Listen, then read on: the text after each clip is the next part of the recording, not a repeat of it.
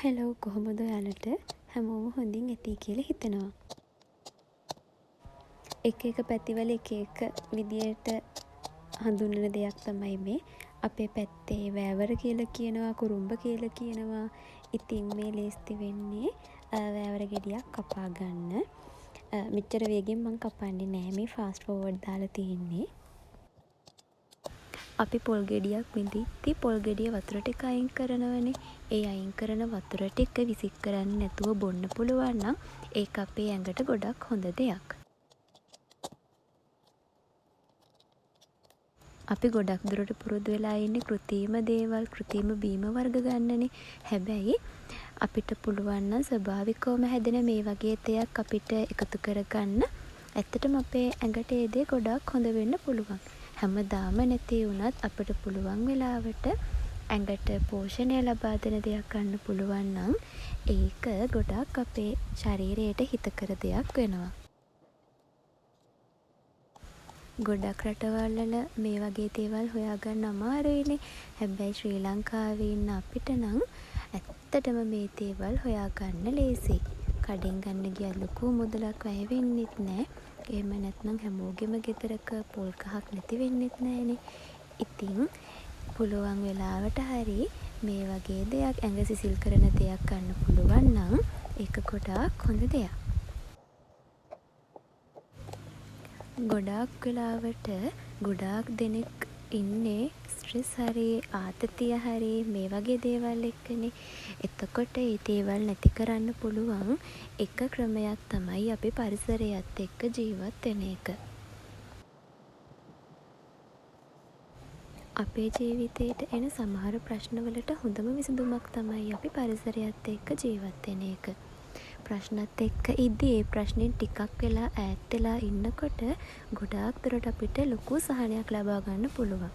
ඉතින් මොකක් හරි ප්‍රශ්නයක් වුණාම ඒ දේ ගැන හිත ඒ දේටම ඇරිලා ඉන්නවට වඩා පොඩ්ඩක් කාමරයෙන් එළියට ඇවිල්ලා අපිට මේ වටපිටාව විඳින්න පුළුවන් නම් ඒ ප්‍රශ්නේ ගොඩාක් දුරට මග අර ගන්න අපිට පුළුවන්.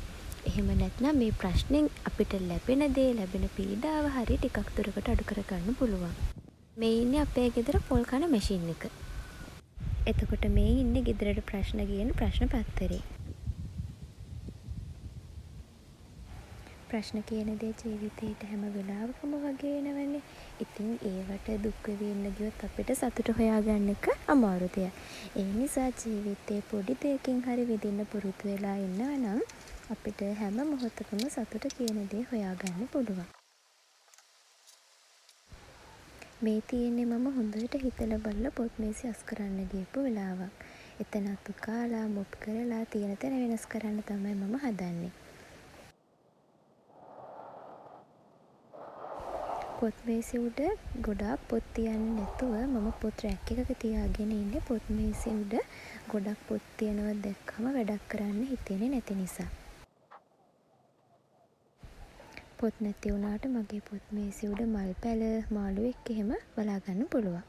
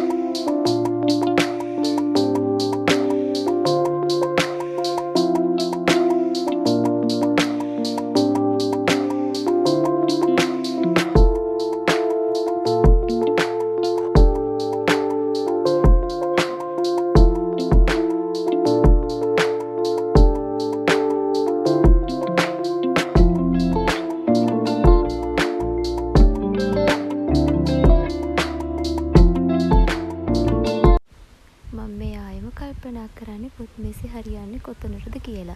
කල්පනා කරලා තිබ්බ තැනටම ආයෙ මම පොත් මේසේ මාරු කරා.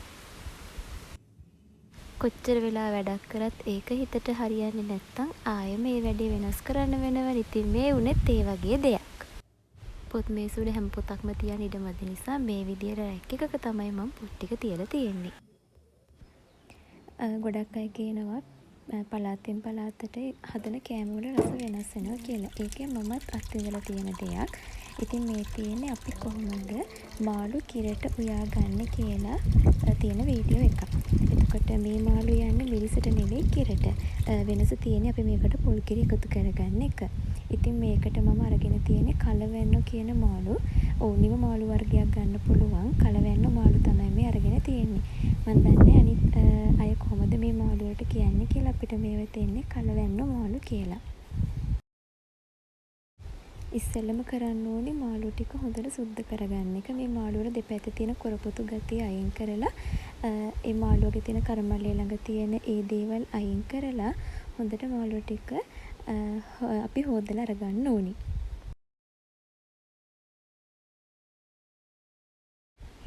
අපි වෙනදට මාළු හදන්නේ මිරිස් විතරක් දාලානේ. මේකේ විශේෂත්වය පොල් කිරි දාලා තමයි මේ මාළු හදන්නේ.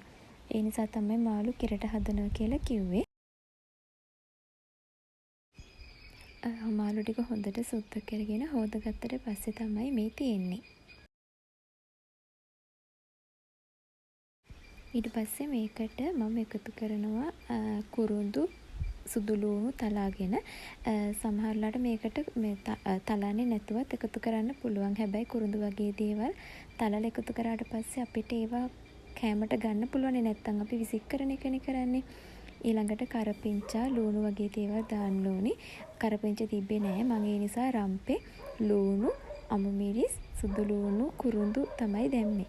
ඊට පස්සේ මේ තියෙන්නේ ගම් මිරිස් කෑලි මිරිස් එකතු කරලා අඹරගත්ත ඒ පේස්ට් එක වගේ හදාගත්ත ටික. ඒකත් එකතු කරලා ඒකටම ගොරකා එකතු කරා. ලුණුත් අවශ්‍ය ප්‍රමාණයට එකතු කරගෙන ඊට පස්සේ තියෙන්නේ මේකට පොල් කිරි එකතු කරන එක.